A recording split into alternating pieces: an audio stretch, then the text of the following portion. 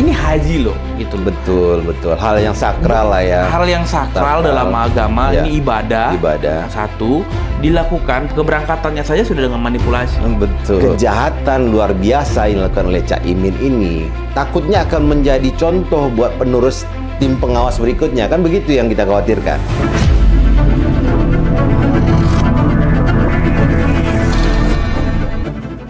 Dengan Caimin punya beberapa perkara yang sampai hari ini masih bergulir dan belum ada titik terang. Ya. Yang paling viral lah sebelum kita bertindak hari ini, Duren.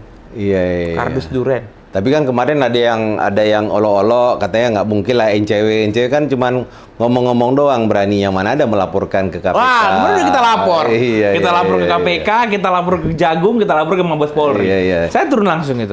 Jadi dugaan orang selama ini bahwa NCW ini hanya omon-omon aja, tidak akan mungkin melaporkan, ternyata salah ya? Salah. Sangat salah.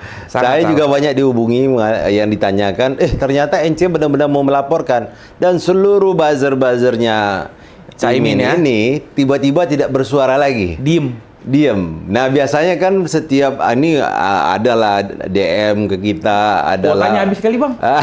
Kuotanya habis. Wah, ketum ini kadang-kadang selalu berpikir positif terhadap orang lain. Mungkin kuotanya habis. Nah ini Bung Doni ini, saya sebagai ketum mendampingi ketum saya mau laporkan ke KPK. Oh iya, ini kita kemarin. Ini di KPK nih. Ini KPK. Jadi sedikit bocoran kan kemarin Bung Doni melaporkan bahwa Caimin ini sudah membawa istrinya sejak tahun 2022, 2023 dan 2024, ya kan? Nah, ada spill baru ini dari whistleblower kita. Katanya yang 2024 ini Caimin mau mengembalikan yang 23.000 itu. Secara konstruksi hukum secara ini sudah terjadi nih Bung Doni. Ya kan? Tapi karena NCW bicara, NCW laporkan ke KPK, Kejaksaan Agung dan Mabes Polri, kabarnya Caimin ini mau mengembalikan yang 23.000 itu. Tapi yang 2022, 2023 udah lewat tahun anggaran dan tidak bisa lagi dikembalikan. Iya. Nah ini menurut Bung Doni, apa bisa hilang kasus hukumnya pada saat 23.000 yang diterima oleh istrinya ini dikembalikan? Oke, secara hukum ya. Permintaan maaf tidak menghilangkan perbuatan hukumnya. Hati-hati itu Caimin. Ini harus Caimin hati-hati nih, bahwa permohonan maaf berusaha mengembalikan tidak menghilangkan perbuatan melawan hukumnya yang sudah dilakukan. Sama halnya ketika kita bicara gini, konteks RJ tuh, restoratif justice. Sekarang kan banyak sekali di kepolisian atau di kejaksaan ketika ada antara pelapor dengan korban, ya kan, yang si terlapor ini sudah menjadi TSK atau terdakwa, mengajukan permohonan restoratif justice, perdamaian di kepolisian atau di kejaksaan, ada dua unsur. Ketika si korban memaafkan, bisa jadi dicabut laporannya, tapi itu personal, pribadi. Ini pidananya khusus masalahnya, melibatkan negara. Extraordinary crime, ya kan? Masalahnya harus memberikan maaf 277 jiwa masyarakat Indonesia memberikan maaf. Jangan sampai nanti sama seperti Pilpres harus 50% plus 1. Nggak bisa ya. Ini kan kerugiannya merugikan anggaran negara. Orang berkali-kali mengajukan ingin naik haji, tapi harus antri 3 tahun, 5 tahun, 7 hingga 15 tahun. Ada yang 20 tahun. Ada yang 20 tahun, ya kan? Antri. Nah, ini rombongan tim UAS yang bukan tim UAS ini kan sudah ada aturannya nih. Yang boleh ikut tim UAS itu adalah DPR RI, DPD RI sama BPK RI. Betul kan? Betul, karena perjalanan dinas. Karena perjalanan dinas yang dibiayai oleh negara sebesar 23.000 US. Tapi yang ternyata yang ikut ada dokter pribadi tim, ya kan, ada wartawan, ada konten kreator, ada reporter. Banyaklah, ada calon anggota dewan, ya kan? Baru calon pun belum udah ikut. Nah, sebenarnya kalau kita seperti diskusi kita di internal, ini sebenarnya perbuatan melawan hukumnya jelas di depan mata. Oh, jelas. Peraturan DPR RI, ya kan, nomor 10 ayat 3 pun dia langgar. Peraturan Menteri Keuangan. Menteri Keuangan juga dilanggar. Nah, dan yang digunakan ini pun adalah anggaran negara yang hanya dikhususkan untuk tim atau petugas haji yang bertugas sebagai tim pengawas.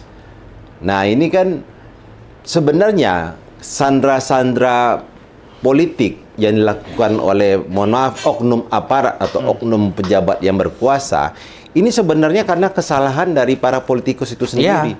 Ya, mereka menggali lubang mereka sendiri untuk mereka bisa terjun sendiri ke dalam lubang itu. Ini yang terjadi dengan abang kita yang satu ini.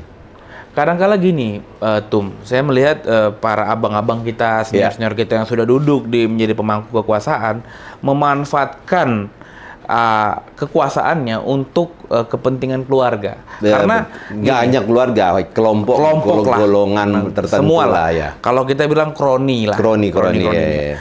Nah, sebenarnya kalau sayang sekali ya Caimin ya, abang kita satu ini, Kakanda satu ini. Ini haji loh, gitu loh. Betul. Hal yang sakral lah ya. Hal yang sakral dalam agama, ini ibadah. Satu, dilakukan keberangkatannya saja sudah dengan manipulasi. Betul. Saya nggak tahu ya, saya bukan seorang muslim, ya kan, tapi apakah ini bisa dikatakan haji yang mabrur atau enggak, saya nggak tahu. Iya. Kayak begini, Bung Doni, mungkin perlu kami jelaskan. Mabruro itu bukan karena dia melaksanakan haji itu kemudian mabrur. Nggak, mabrur itu setelah dia pulang dari ibadah, kemudian terjadilah perubahan yang luar biasa. Restorasi terhadap karakter, perilaku, sikap, ya kan, menjadi lebih baik. Nah, itu boleh kata mabruro.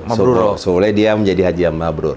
Nah, kalau kita di NCW melihat kejahatan luar biasa yang dilakukan oleh Cak Imin ini, takutnya akan menjadi contoh buat penerus tim pengawas berikutnya, kan begitu yang kita khawatirkan. Saya rasa sudah jadi contoh sih, Pak. Ya sudah ya, karena 3 tahun berturut-turut ya. Dan yang laporan yang kita dapatkan tidak hanya Caimin loh. Bang.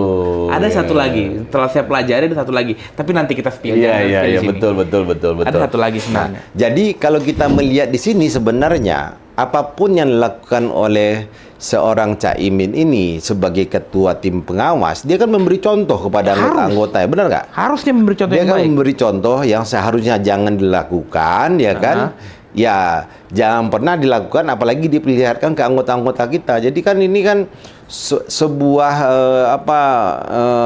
sebuah sandiwara yang berharap supaya orang akan melihat begitu romantisnya seorang Cak Imin selalu pergi haji dengan istrinya atau kerjanya didampingin sama istri. Nah, saya tahu apa rasa cinta kepada istri ini mungkin kita tidak bisa pisahkan. Seorang Imin ini katanya kan sangat romantis sama istrinya, tapi jangan dibawa-bawa ke urusan pekerjaan, kedinasan, dan mungkin tidak salah jika Cak Imin ini didampingi oleh istri, tapi jangan dijadikan istrinya sebagai anggota tim pengawas.